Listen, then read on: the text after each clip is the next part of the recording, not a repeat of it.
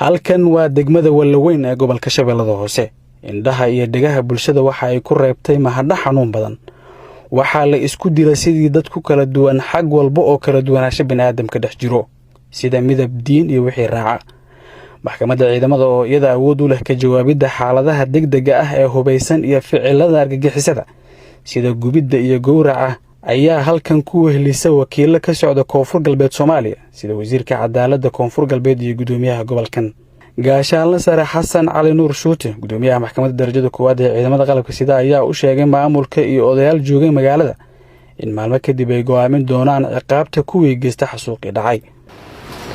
anaga mar haddii aan degmada Wallaweyn soo gaarnay, dib iyo dhibaato ka dhacday darteedna aan u imaanay,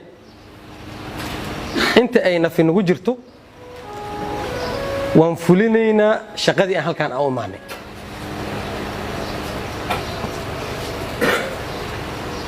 kuwii dhibka geystay oo dhibaateeyay oo suurad xumeeyay dhaqankeennii iyo Soomaalinimadeennii oo dad aan waxba galabsanin oo aan dagaal ku jirin dilay, gubay, gowracay, maxaa la yiraahdaa barakiciyay, boobay, way marayaan ciqaabtii ay geysteen, way marayaan. taa horta waxaan rabaa inaad khad guduudan hoosta ka marisaan.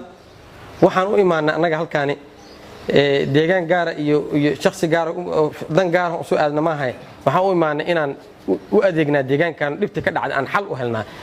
halkan maalmihii ugu dambeeyay waxaa laga wariyay dhacdooyinkii ugu xumaa ee Soomaali qabiil ahaan isugu disho, laakiin hadda waxay amni ku tahay ciidamada danab oo ku dhex jiro.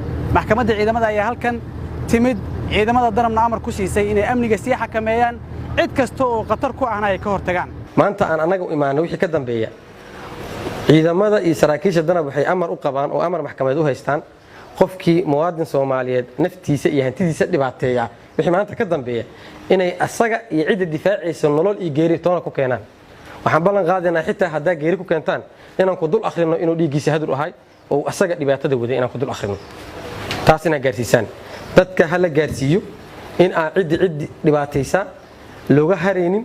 saraakiishuna waxay ku amran yihiin ay ku amar u haystaan in ay soo qabtaan cid walba oo muwaadin naftiisa iyo hantidiisa dhibaataysa.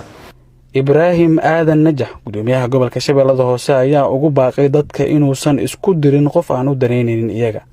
waxaa la leeyahay tornimankan warka ay sheegayaan run maahan, wiilkii reer Hibal in Hibal ahaa ninkay geesiga ahaa kaasay u socdaan.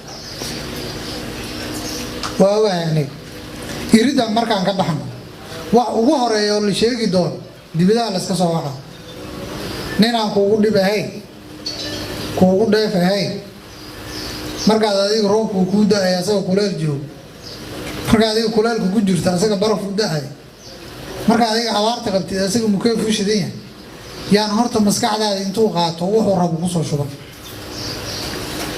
wafdigan heer federaal iyo heer maamul goboleed ah oo isla socda waxaa naga go'an oo ballan Ilaahay ah cid walba oo dulmi laga galay cadaalad inay hesho. wasiirka cadaaladda Koonfur Galbeed ayaa u sheegay maamulka iyo odayaasha in ay dawladda dadaal gelisay ka jawaabidda ficilada wuxuusnimo xilli isku imaatinka dadka ay adduunka ka qaylinayso sabab la xiriira caabuqa corona.